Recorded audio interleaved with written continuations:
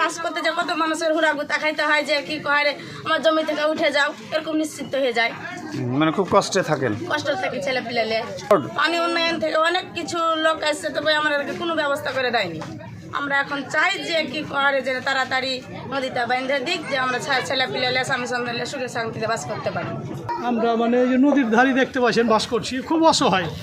আমাদের এখানে আপনার বাড়ি 12-13টা বাড়ি ভাঙা গেছে গতবার, এলাকারও ভাঙনের কবলে আছে, শিরোদিক ভাঙনের কবলে। আমাদের এখানে সরকারিভাবে এখন পর্যন্ত কোনো উদ্যোগ নেওয়ার মতন দেখতে পাচ্ছি না আমরা।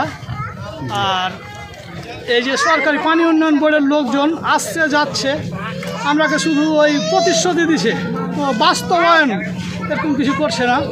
আমাদের এলাকার পক্ষ থেকে, আমার পক্ষ থেকে, আমরা যেহেতু নদীর ধারে বাস করি, আমরা একবারে অসহায় মানুষ। আমাদের খুবই জরুরিভাবে সরকারের কাছে আমাদের আবেদন, রাজশাহী অফিস, চাঁপাই অফিসের কাছে আবেদন, আমাদের জরুরিভাবে যেন আমাদের একটু ভাঙন রোধে আমাদের বাঁধের ব্যবস্থা করে। বাড়িঘর আমাদের প্রায় 100-র উপর বাড়ি ভাঙা হয়েছে দোভাগিতে এবং আমার জগন্নাথপুর ফিল্টের বাজার, এবং এই এলাকাতে তো বাড়ি ভাঙা হয়নি, এবং ওই এলাকায় হয়েছে যেহেতু পাকা উন্নয়নে হয়েছে, আপনার কদমতলা, আপনার নিশিপাড়া, এইসব এলাকায় ভেঙে গেছে। কেমন আছে? অসহায় আছে। জি, কেমন আছে? অসহায় আছে। কি আমরা এমনভাবে স্থায়ীভাবে বাদ চাই যেন আমরা জীবনে বাঁচতে চাই, আমরা বাদ চাই, এটা আমাদের আবেদন। আচ্ছা, এত যে বন্যাতে সব ভাইসা যাচ্ছে, কোনো কিছু নাই কেন? আমরা কি চাই না যে আমরা কিছু সাহায্য পাই? আমি একজন জনপ্রতিনিধি হিসাবে আমি ইউনো স্যার বরাবর ওনাকে নিয়েও এসেছি, উনি সরজমিনে এসে পরিদর্শন করেছেন। আবেদনের প্রেক্ষিতে পানি উন্নয়ন বোর্ডের কাছে আমার উপজেলা নির্বাহী অফিসার মহোদয় যাতে জিও ব্যাগ দ্রুত ফেলা হয় এজন্য উনি ফ্যাক্সের মাধ্যমে হাতে হাতে কাগজ পাঠিয়েছেন, এটা আমি পুরোপুরিভাবে জ্ঞাত।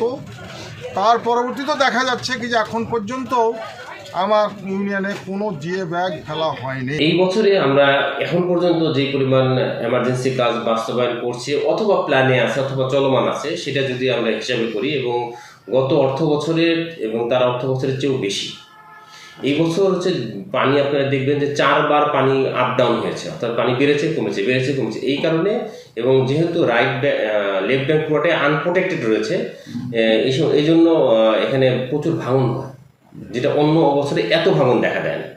এই জন্য হয়তো বা গত বছর বা তার আগের বছরের চেয়ে কাজ অনেক বেশি হওয়া সত্ত্বেও পারসেপশনটা গ্রো করতেছে যে আসলে কাজ হচ্ছে না। কাজ হচ্ছে এবং কাজ আরও আমাদের পাইপলাইনে আছে, সেগুলো কাজ করা হবে। এবং যেটা বললাম আর কি, পার্মানেন্ট প্রোটেকশনের জন্য কাজটা ডিপিপি এর মধ্যেও আমরা প্ল্যানিং কমিশন পর্যন্ত জিনিসটা নিয়ে যেতে পেরেছি। হয়তো বা এই অর্থ আমরা আশা করছি এই মনসুনটাই লাস্ট মনসুন, আগামী অর্থ বছরের মধ্যে আমরা এখানে পার্মানেন্ট প্রোটেকশনের আওতায় নিয়ে আসতে পারবো। সেক্ষেত্রে আর যাতে নতুন করে বাড়িঘর না ভাঙে সেই ব্যাপারে আমরা পদক্ষেপ নিচ্ছি, এবং পর্যাপ্ত পদক্ষেপই বলা যায়, কারণ মনে হচ্ছে অ্যাপারেন্টলি যে আসলে কম কাজ হচ্ছে, কিন্তু আসলে কম কাজ না, মোটামুটি যথেষ্ট কাজই করা হয়েছে এবং প্ল্যানেও আছে।